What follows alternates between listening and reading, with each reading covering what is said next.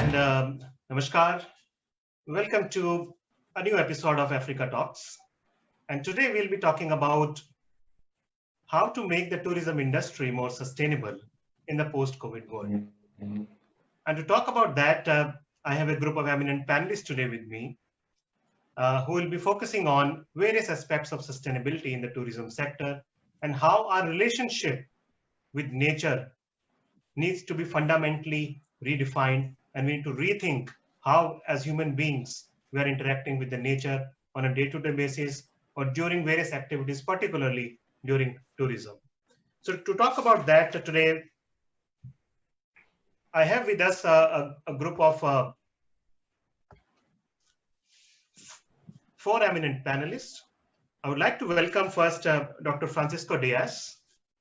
Dr. Francisco Diaz is Associate Professor at the School of Tourism and Maritime Technology in Portugal, and is also the Founder Director of Art and Tour International Tourism Film Festival. Dr. Diaz, I welcome you to this show of Africa Talks. Thank you for the invitation. Thank you. And it's a pleasure to be here. Great. Our next panelist today is Mr. Arun C. Rao. Mr. Arun is owner of Dreadloin Safaris and is passionate about wildlife conservation. And he's joining us today from South Africa. Mr. Arun, welcome to the show. Thank you very much, Narinder. It's been a pleasure to be here, definitely. A pleasure to be here. Thank you. Thank you.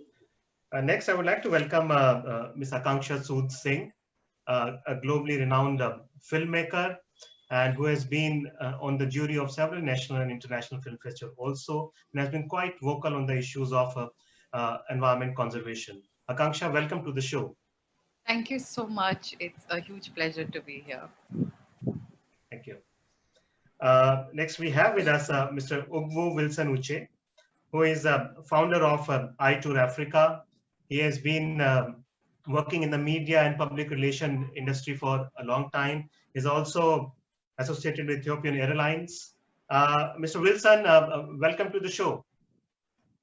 It's my pleasure to be here, and I'm glad to be here as well. Great.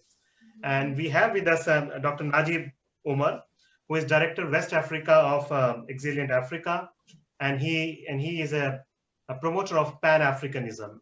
Dr. Najib, I welcome you to the show. Yeah, you are highly welcome. Good evening, everyone.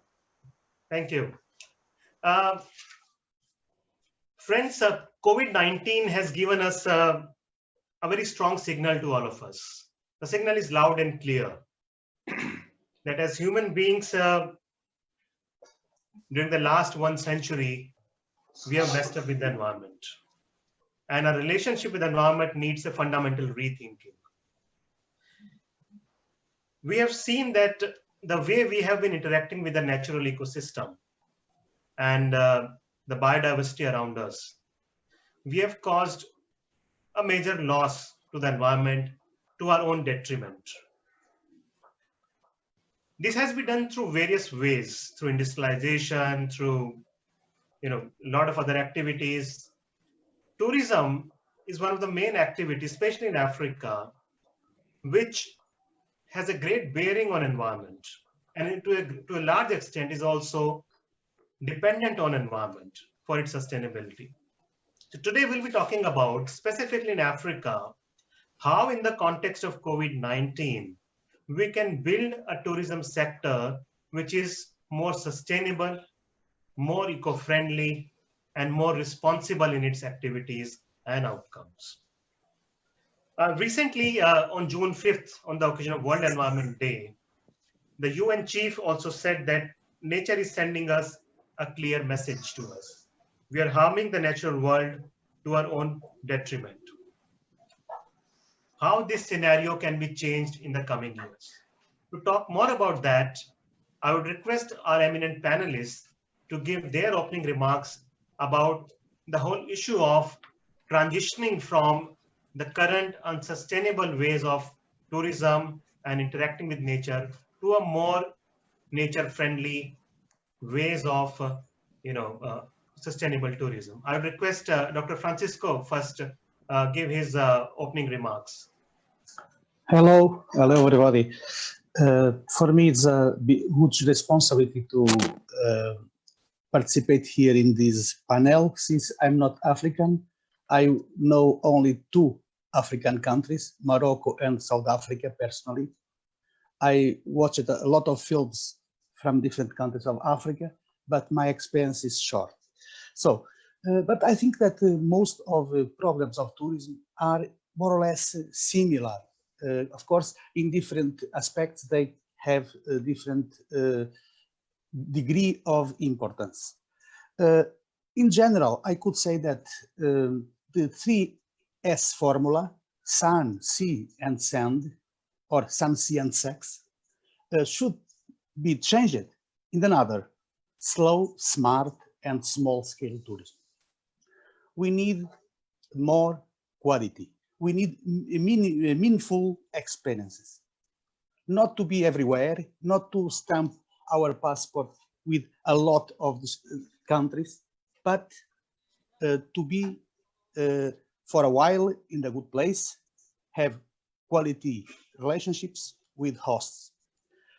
This is why in my festival, Art and Tour, we try to show good practices and bad practices. Usually, good practices are films produced and distributed by the owners of the businesses. And many of them are really good. Usually, bad practices are usually independent documentaries that we also present and award in our festival.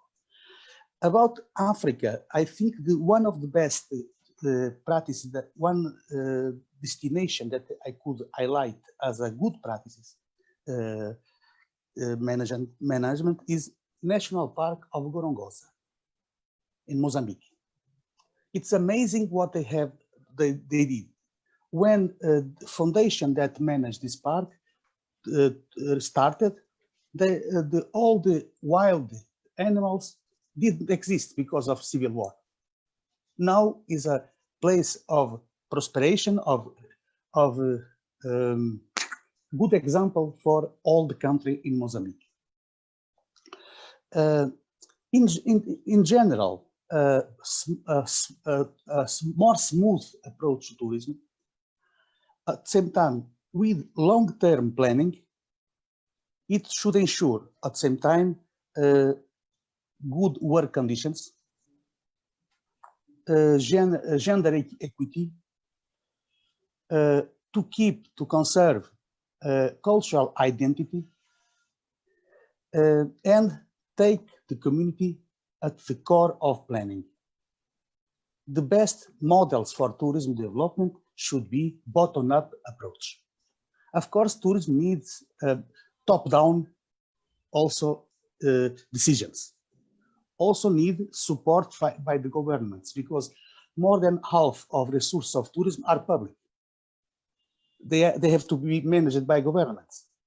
But communities and well-being of community have to be the final goal of any tourism model. This is why the control by population living in territories have to be the main criteria. Great. Dr. Francisco, thank you so much. I think you have given us a new mantra, if I say, of triple S, slow, smart, and small scale tourism. We'll come back to you on that to talk more about that, how it can be implemented on the ground in the coming years. I would like to go to Mr. Arun C. Rao now for his opening remarks about how to make this industry, the tourism industry in which you are working, more sustainable, and why the COVID-19 has given us this, has make us understood that, why the industry was not understanding the importance of, building up a more sustainable, way of functioning within inside. Going to you, Mr. Arun C. Rao.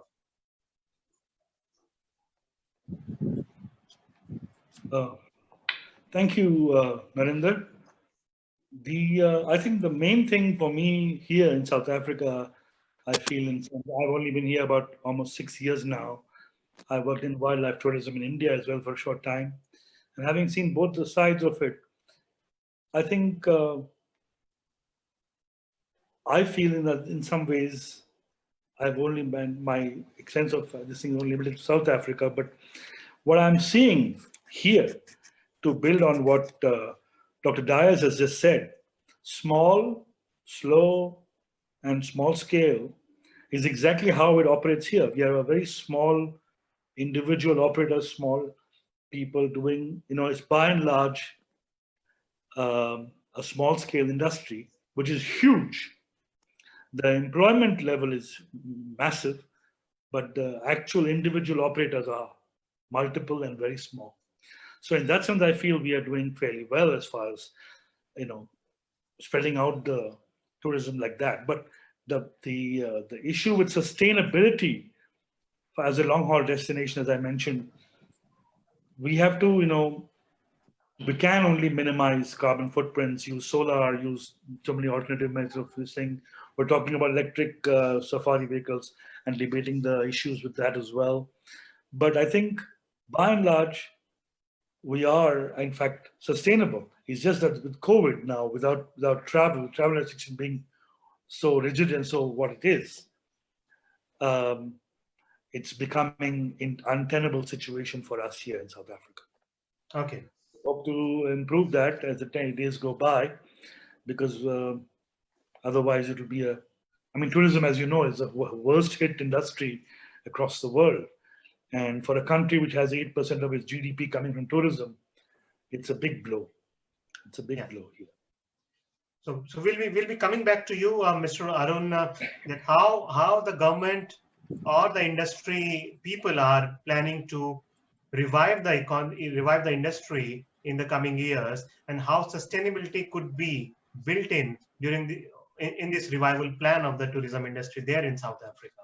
Sure. Coming to you, Akanksha, today we are discussing a very important issue in the context of COVID-19, though we are very specific about tourism in Africa, given that tourism in Africa is a very important economic activity there in several countries. But in general, I would like to get your views that what are the ways, very briefly, if you can share, that the industry needs to incorporate in the coming years to become more economically responsible and sustainable in its operations. Thank you, Narendra. I feel that this pandemic has essentially shown us how unprepared we are in the 21st century. And, moving forward, I think this is just the right time for everyone across the world to pause and rethink. Rethink how in the future, how much is going to be our carbon footprint, and what are the ways in which we can bring that down. Whatever choices we make, are they going to be sustainable? And it's not just limited to tourism. Of course, it's one of the big sectors. I believe that almost 8% of the emissions, global emissions, come from the tourism sector itself. This was a study done in 2018. But having said that, the decisions that we're going to make today, the lessons that we learn today, are going to have a very long-term impact on the environment, on the socio-economic conditions. And so what, as citizens, firstly, are we going to be able to do? And what and how are we going to pressure industries and the government to heed to the decisions and to the future that we want? Yeah. So, as a citizen, what kind of pressure we can create on the government to heed to the concerns that have been raised during COVID-19? Coming to you, Mr. Wilson Uche, you have been working in this industry. You work in the media, you work in the public relations sector, marketing sector, and you have also been, promoting destinations, tourism destinations. So, how you see this entire problem that has come on our face due to COVID-19, and the problem that has generally been created by our own activities, that today we have been, for several, decades, we have been practicing such unsustainable ways of tourism and establishing a relationship with the environment which was not beneficial to us or to the nature. How do you think, now being a PR practitioner and a tourism destination promoter, what kind of activities do you think in the post-COVID-19 world needs to be taken up to ensure that we have more sustainable tourism in the coming years, particularly in your country like Nigeria?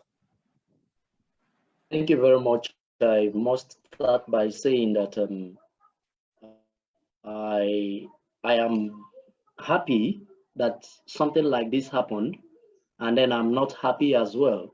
Why I am happy is because to a large extent it exposed some of our inadequacies, especially when we think that we have had it all.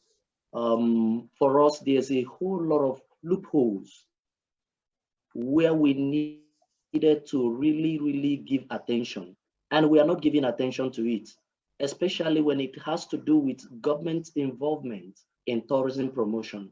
Now, especially in Africa, I'm talking from Africa.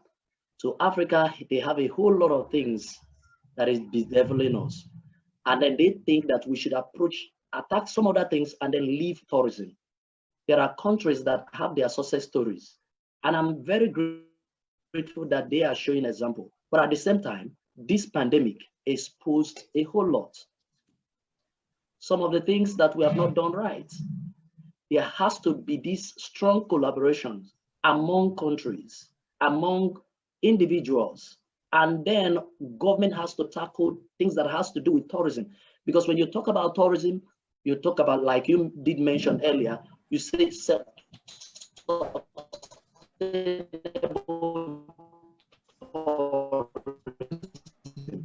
you find out that you cannot talk about society itself.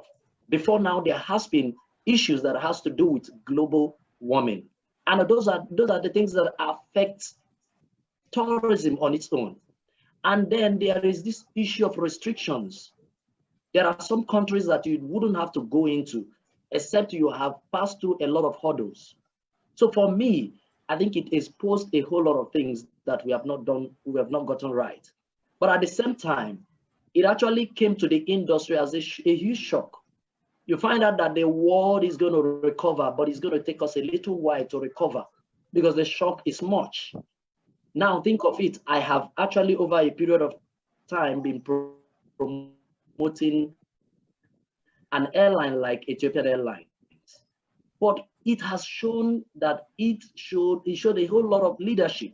In Africa, a whole lot of airlines are beginning to receive the shock in a huge way.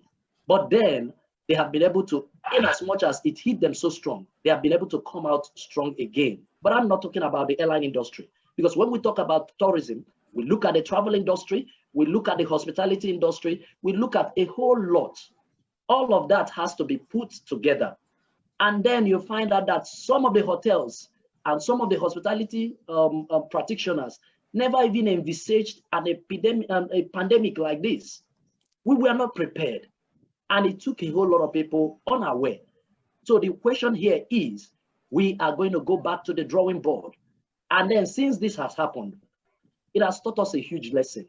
Now we are going to be looking at it, especially in Africa. When I look at other parts of the world, maybe other regions and all that, you find out that fine, it came as a huge shock, but they were able to harness some of the things that they put in place.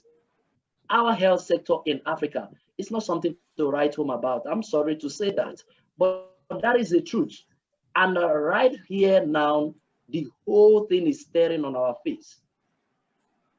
In Nigeria, we have not taken tourism very serious, I must confess. The truth about it is that, go ahead. Mr. Wilson, I'll be coming back to you on that issue. I think that's a very important issue he has raised, that how that tourism is not being taken up very seriously. So we need to go back to our planning boards, and we need to rethink and replan everything, how the entire sector needs to come together in the post-COVID-19 world, which is more responsible and more sustainable. I'll come back to you on that, Mr. Wilson, later in the show. Now I would like to go to Dr. Najib Umar, who is joining us, joining from Nigeria. Dr. Najib, what's your take on this entire issue of sustainability of the tourism industry, specifically in Nigeria? Okay, thank you, Narendra. it is a pleasure meeting with you. I think this is a very important topic, considering the how important the tourism is, especially in terms of economic contributions in some of the African countries. As in of the last survey, according to the some studies, they said Africa has been one of the fastest growing tourist region for the last decade, and it employs I think more than 7.7 million people in Africa. So I think it is a very important sector. Countries like Seychelles, Cape Verde, Mauritius, they are meant it contributed to the some certain percent of GDP. So the post-COVID scenario, I think it is gonna affect greatly in tourism industry. If you look at the recent issue that happened maybe in North Africa, which has suffered like 12% loss in tourist industry because of the political unrest. So, which means whenever there is some certain issue or some unfortunate scenario, which is going to happen or that happen within the region, so it will definitely affect the whole industry, and it will affect the economical activities at large. So, but this is not something that has to be with quick action. It is a gradual process. Both government, investors, and local communities has to come up together to see how we will have a sustainable tourism in the post-COVID world. So Dr. Najib, you're saying that all the relevant stakeholders needs to come together to understand and to make a plan that how to make this industry more sustainable. That brings me to another important issue that is of grave concern. That is of over tourism. You know, in Africa in 2018, 67 million tourists came. Exactly. That was a growth of 8% from the previous year. Yeah. That's a huge number. Dr. Francisco Diaz and Mr. Arun, I would like to come to you. You know, in the post-COVID world, how, like you both talked about, you know, the slow-paced tourism, the small-scale tourism, how to ensure that the popular tourist sites, you know, they are not burdened with over-tourism or overpopulation of tourists who are coming there, because everybody wants to go there, you know. So Mr. Arun and Dr. Diaz, first coming to you. How should we go ahead and implement something like this, slow, smart, and small-scale tourism? Maybe you can share some examples from Portugal. Okay. It's first of all, we have to consider that there is no one kind of tourism. There are several tourism products. Some of them are in emerging period, other as in decline. So we have to consider for each destination what kind of tourist products are more sustainable and what kind of others are more damage more the territory. You know, for example, refrigerators have a system of energetic efficiency from A++ to G, the worse to the better. We could approach tourism products in this way. For example, cruise tourism. Cruise tourism don't give benefits to local communities. It's in the hands of the big companies that take all the profit. The same thing with all-inclusive package or resorts that are isolated from local populations. They are just capitalistic business for worldwide companies. We need, this is why I said, sustainable tourism means right now community-based tourism. Okay, the people have to pay in the places, not before the party. And rural places, mountains, usually more natural places have to take advantage of the nowadays situation. At the same time, already adult destinations, already developed destinations, has to change a little bit. They have to make more support on the culture, on the creative tourism, for example, creative products, for example, art craft together with visitors. Visitors can learn how to cook, how to do something, more experiential tourism in the cities. It will change a little bit, step by step, the model that is dominating nowadays, the mass tourism.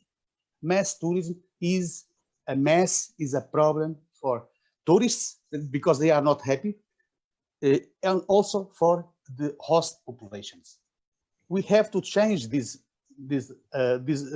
kind of tourism, and nowadays people are more sensitive for that. But the responsibility is up to destination management organizations, municipalities, regional governments, and national governments. But who can force these governments? Citizens, because tourists don't vote in these places. This is very important to take into consideration. This is a political question, becomes political question.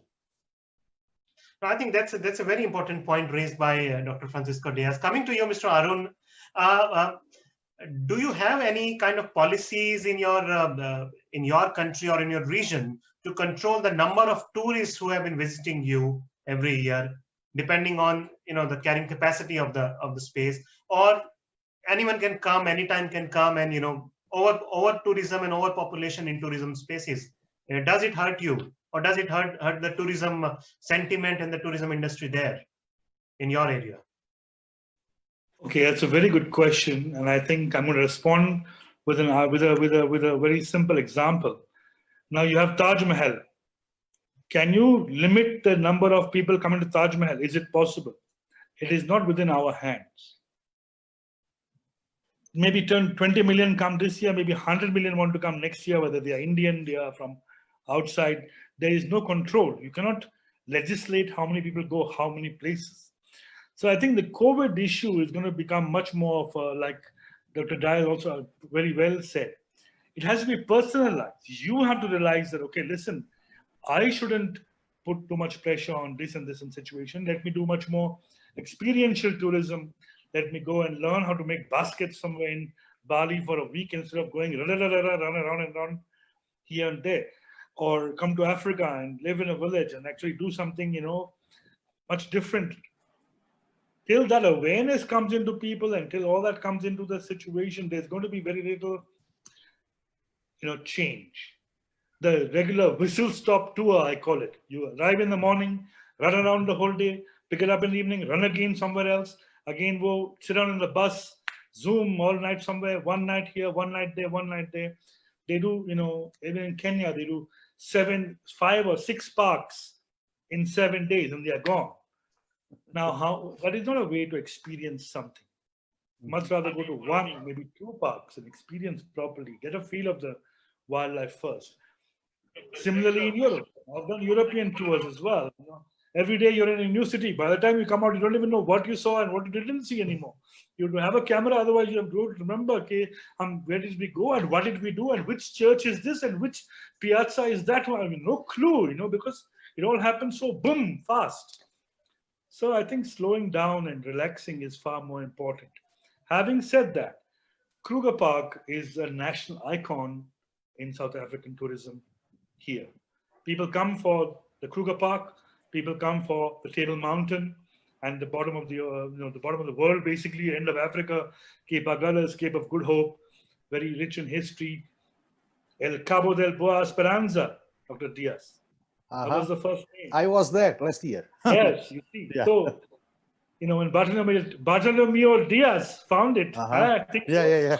Your compatriot, my ancestor. Your namesake, yes, your ancestor. Yeah. So the point being that, okay, Kruger Park has 9 gates, 9 entrances, and 4 or 5 of them are very close accessible to main cities and airports. So the pressure naturally comes to that side. Now, sandbox has had a very sensible policy. They have a 5-year plan. The South African National Parks Board has a 5-year conservative tourism and conservation plan. I'm sorry, not conservative, I'm sorry, conservation and tourism plan, which they are implementing over since last year. It goes till I think 2017 to 2022. They have a plan already in which they are providing you sustainable alternatives and sustainable options and conservation within the Parks Management Board itself, and they are promulgating policy and practice within all the national parks. There are 27 national parks here, which they are doing it. The private parks and the private reserves in South Africa are also governed by similar rules in the Department of Environmental Affairs, and they are also doing it at the same time. I'll give you a simple example. There is a per day quota on all high pressure days and holidays in the park, because we know on these days, summer vacation, school vacation, this and this and this, there's going to be a very high pressure on the park. Remember, South Africans, 80% of visitors to Kruger Park are actually from South Africa. The passion for wildlife is here. Local people go. Weekend, let's go to the park. Let's camp out. Let's take the caravan down there. Let's take a few tents and stay there. Let's take a chalet and stay there. So the bookings for residentials in the park as well as visitors to the park is pretty high. On those days, there's a limit. At a certain number of vehicles in the park, it's shut. Now, some people say it's too many already. Some people say not enough. We are in the line, etc. But that's debatable. And whatever number you come up with, somebody's going to say no. Somebody's going to say this is wrong. So that's a separate issue. The point is, it has been taken into account.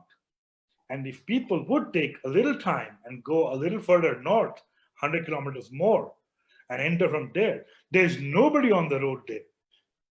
Hardly anybody. There's 25 safari vehicles here. There's not even one at Falaborwa, or two. There's nobody there. But then the point is, it costs a little bit more to go there. It costs a little bit more to stay there. It takes a little extra couple of hours to drive there, but you have to want it. I can't say, okay, you have to go there to anybody. Nobody can go.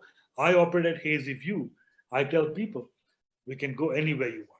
You want to go north, we go north. You want to go south, we go south. Where are the sightings? The entire Kruger Park is 2 million hectares. I don't have the lion's phone number. We go and find them wherever they are.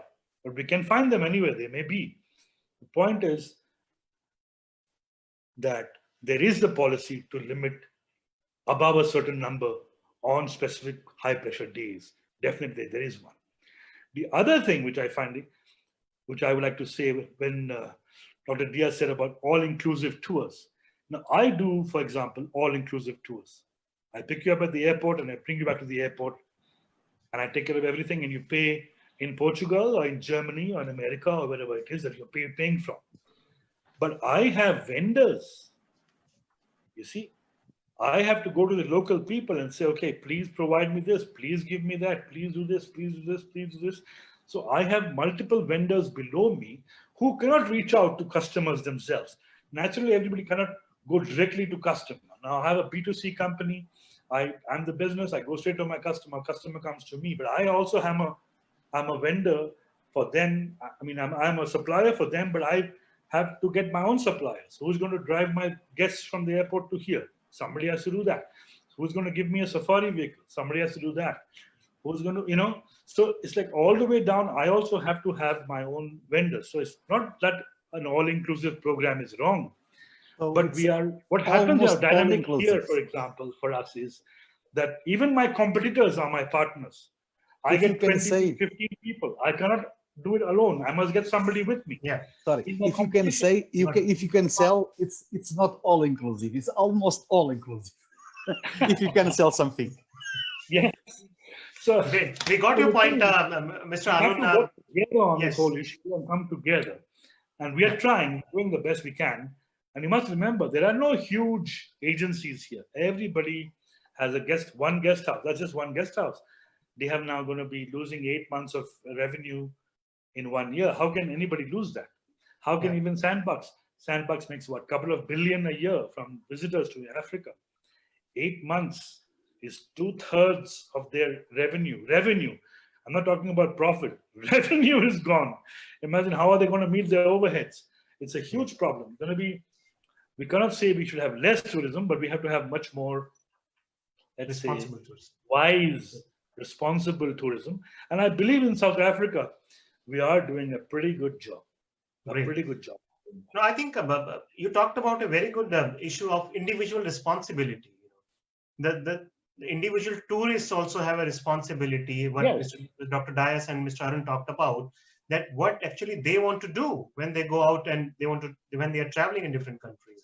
It also comes down to individual people, how they are planning their time in traveling. Coming to you, Mr. Wilson Uche, because you work in promoting destinations, travel destinations, tourism destinations. Do you think in a country like Nigeria, do you have enough policies to ensure, or maybe because of COVID-19, would you like to push for certain policies or certain directives in your own country to ensure that there is not that the popular tourism destinations are not overpopulated with tourists? Or would you just like to, because it has already been 6 months, the tourism industry has completely gone down, you want to push it hard to get more revenues now in the coming years? What would be your perspective in reviving tourism in the coming years with a focus on sustainability and particularly on the environmental sustainability of tourism industry? Mr. Wilson, please unmute yourself. Yes. Okay, thank you very much. I am very glad that we are discussing this. And for me, I think individuals like those stakeholders in the industry, they have been able to do a whole lot in coming together and then ensuring that the industry is growing from one point to another. So, but right now, as at the point where we are, we will be looking at the possibility of trying to win the trust of tourists coming in, because there's a whole lot they are afraid of. They are concerned about the health issues, they are concerned about security issues. But then for us, like since we've been promoting tourism, I have been able to find out that earlier before now, I never knew my country had such massive tourist potential or tourism potentials. And then when I discovered that, it now left me to now begin to push that people begin to get to know, especially locals. Because sometimes you find out a situation whereby even the people who stay within such environment, they don't even know that such things do exist. So ours is to create awareness and then also to draw the government's attention. Some of us have been able to sit down with government officials and we discuss things, how best government can come in and then put resources together to promote this tourism, to promote tourism. And then the response has actually been encouraging, I will tell you. At some point, I remember in recent time, the meeting that was held by interministerial, it's more like an interministerial conference by UNWTO. And it was at that point in time that the minister suggested that there should be a master plan. For me, I think that master plan is long overdue.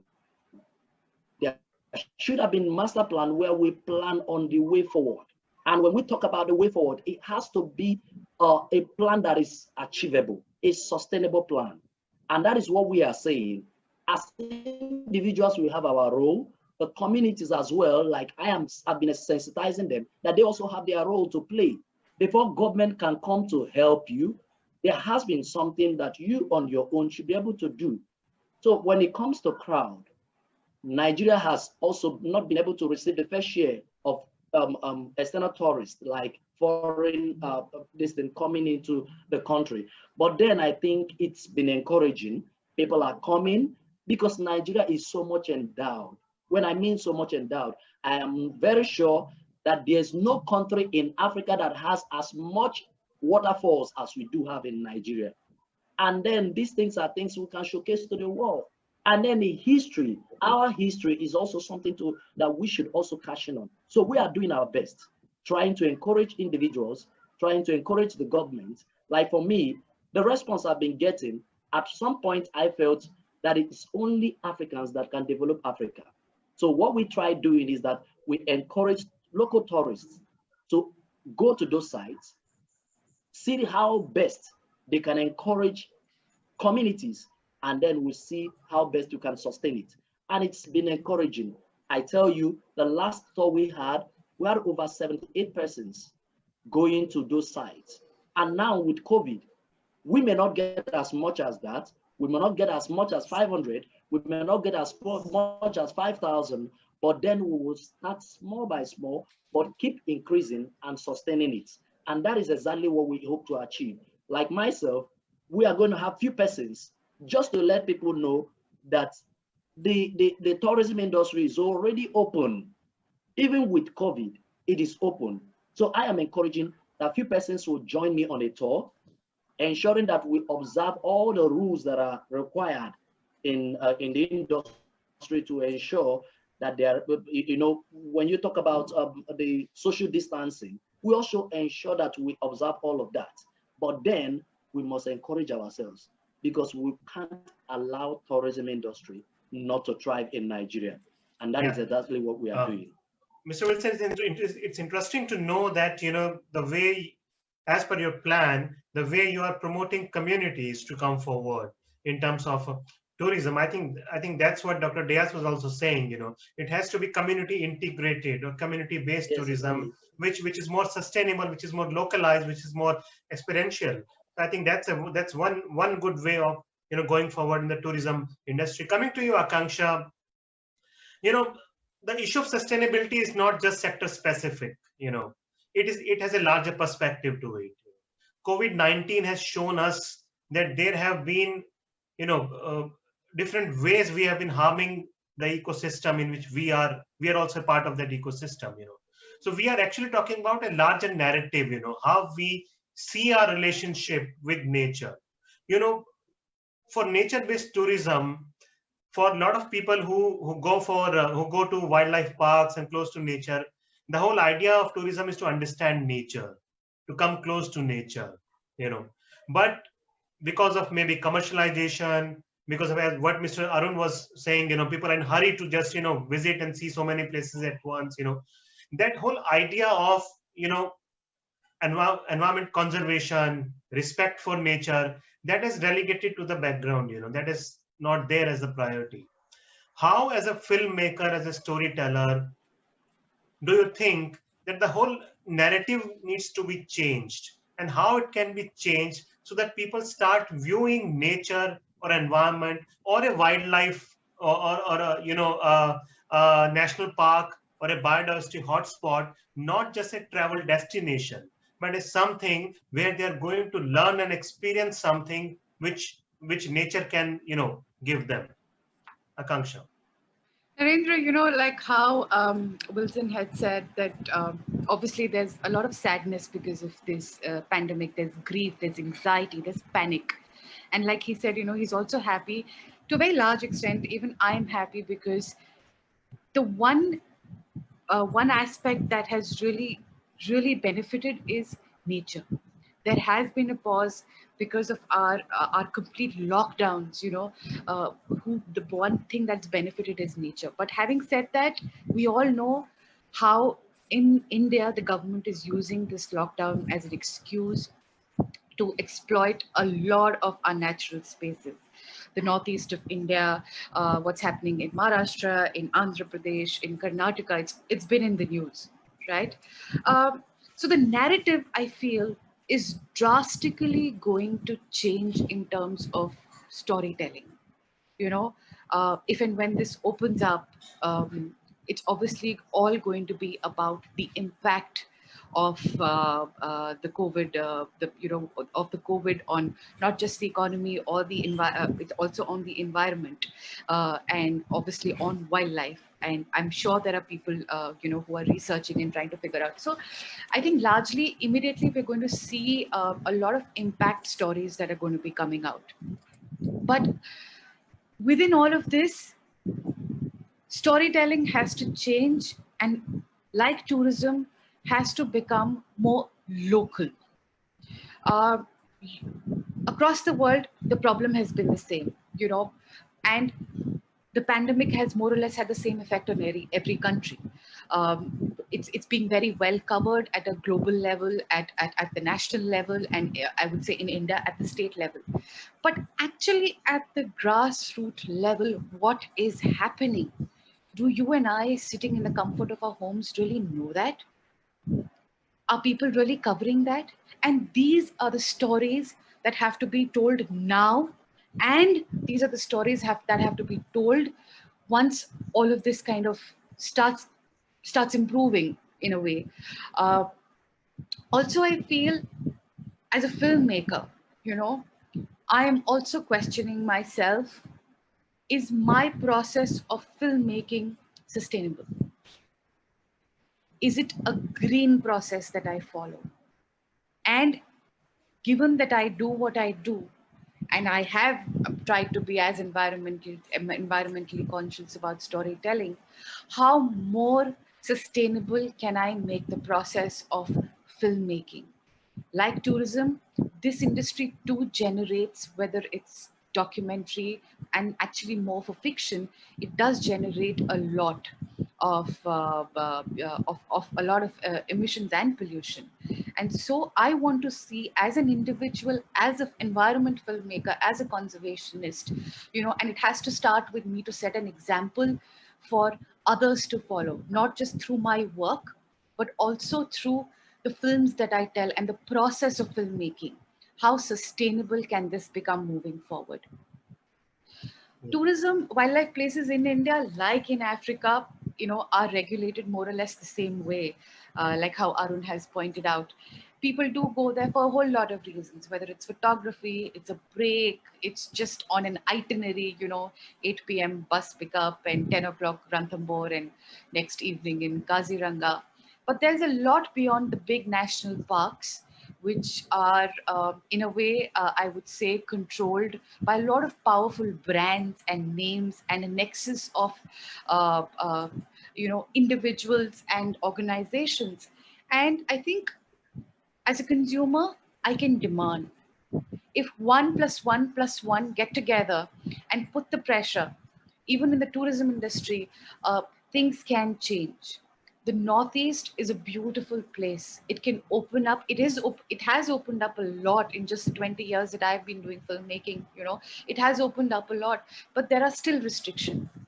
People are not as taken with the northeast of India as they are with the 20-30 hotspots of wildlife tourism in our country.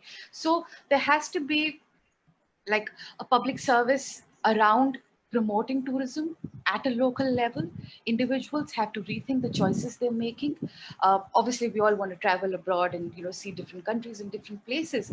But I think post-COVID, we really need to, like Dr. Francis had said, think small. Maybe start with your own country. Make itineraries which are more sustainable, which are more eco-friendly, and most beneficial to the communities that live in those places. Great. I think that's a wonderful point. Coming to you, Dr. Francisco Diaz, through your festival, you run a very prominent tourism film festival. What kind of message you would like to give to the tourism industry and people? And what kind of narrative you want to set through your film festival on this issue? Thank you for the opportunity, because for me it's important to say that. I confess that I have a problem. I have to educate my jury. We have 23 jury members from 16 countries. But according to my experience of last years, they give higher points to such kind of films that have whole factor. Doesn't matter the content. Okay? It's time to educate them. And this year I will do that. I give an example. It is an Indian film, Memories of a Destination. This is not a film. This is a sequence, a fast sequence of image and a voice, a guy singing according to the pace of the image. It shows just 100 photos a tourist shoot. Because it's unexpected, this film, it is not a film, it's a diaporama, goes to a discussion of Grand Prix in many festivals. Last year, I was shocked with that. This is absolutely the contrary that I'm stressing for.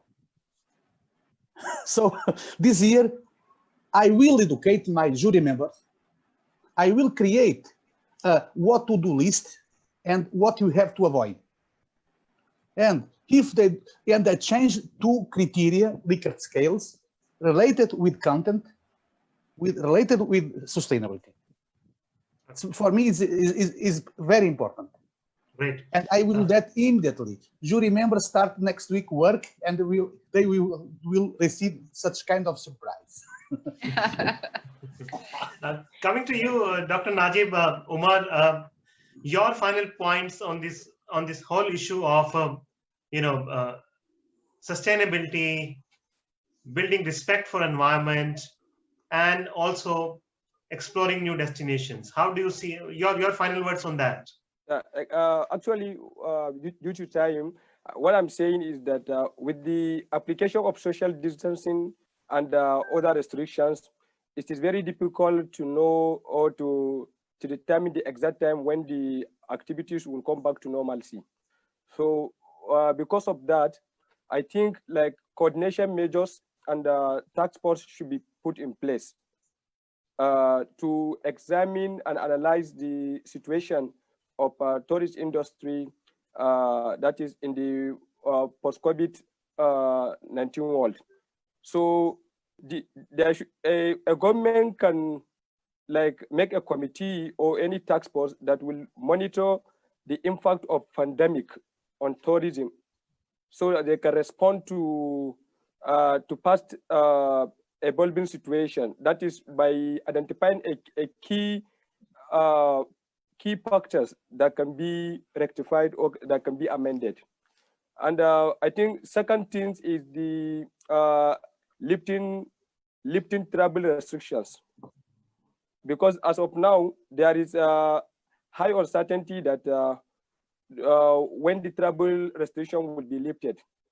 So proper management should be put in place, like maybe testing, quarantine period, all these procedures should be put in place, but the lifting of restrictions should be done. Otherwise, it is very difficult to determine the exact time when the whole COVID-19 situation would be over. And I think the last point which I wanted to say is like to restore a tourist confidence, because as of now, even when the restrictions are lifted, some people might decide to wait for like maybe 6 months or 9 months before traveling. So travelers should be assured of the safety and like new standard in terms of safety, hygiene, testing, procedures, and other things should be put in place. This is to restore the confidence of the tourists or travelers, I can say, to know that now they can still go back to, they can still travel again, and even with the situation of the pandemic. And also, Yes. Government should assure that local communities are comfortable and should be sensitized to know the benefit associated with the return of the visitors, which is more advantageous and which is more benefit than the concern of maybe over potential health risks due to pandemic, because some local communities might be afraid of receiving any visitors.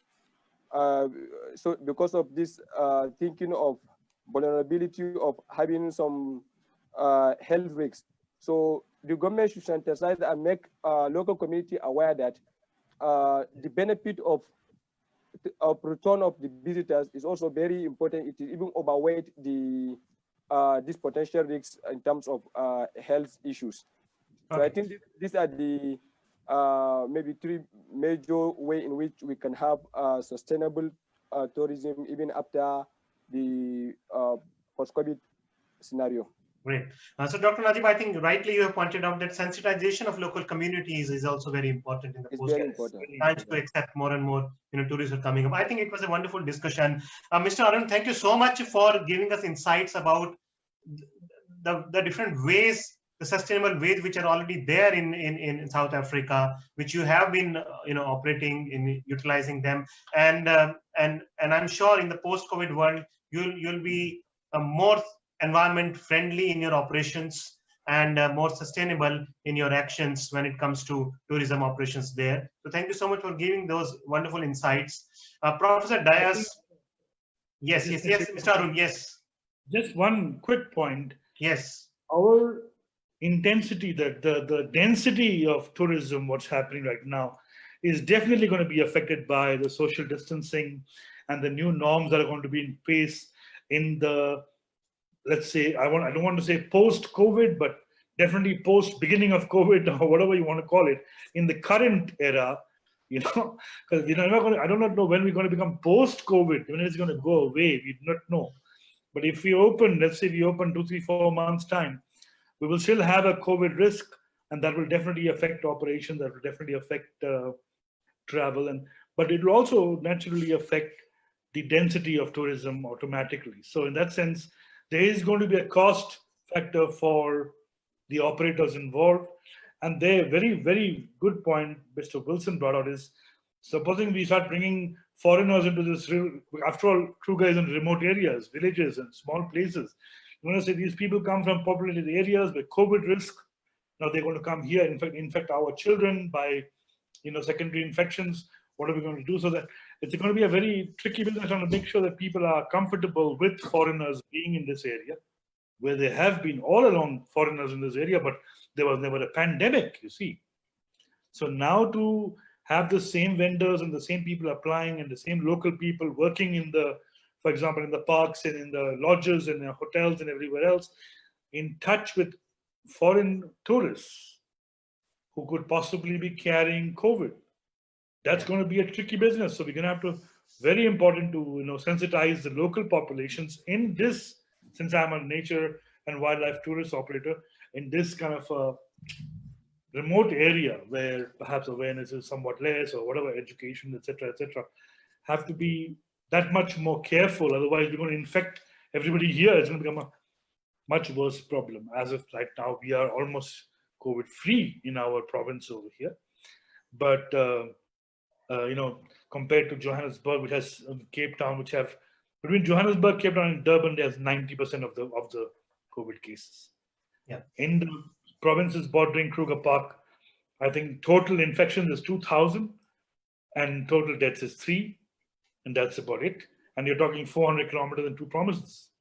So it's a safe zone right now. But to come here, you have to go via Johannesburg, which is a bad zone.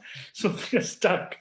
That's what it is. But anyway, I think it's important to bring up awareness of people. Definitely, that's very wise. Great. Yeah, Dr. Francisco Dias, thank you so much for giving those new perspectives to understand, how tourism industry can be approached in altogether different frameworks. Especially when you talked about those small scale and slow-paced tourism. I think that is need of the hour, and in the coming years, that is we need to promote and that's how we need to act. Thank you so much for that.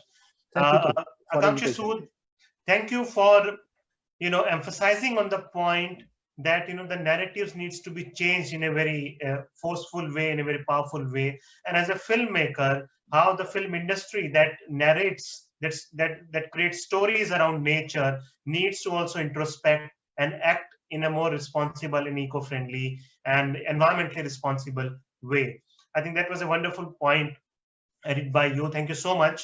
Mr. Wilson, you rightly pointed out about the work that the different stakeholders need to come together and plan and make action points and make blueprints how they're going to take this challenge head on and make a more sustainable beginning once again for the tourism industry. Dr. Najib, your point was very well taken care of. The need to sensitize the local population, the local communities before integrating them into the whole tourism operations. So thank you so much, ladies and gentlemen, for joining in this show today. Viewers, we'll be back again next week, next Sunday, on another issue about Africa and India. I would like to once again thank all our panelists, Mr. Arun C. Rao, Dr. Francisco Dias, Ms. Akanksha Sood Singh, Dr. Najib Umar, and Mr. Wilson Uche for joining us today in this wonderful discussion. Look forward to have you again in some of our future shows in Africa Talks. So thank you so much. Good night. Bye. And goodbye. Bye. Thank you. Thank you. Bye-bye. Thank you Good very night. much. Bye. My pleasure. Thank you. Ciao.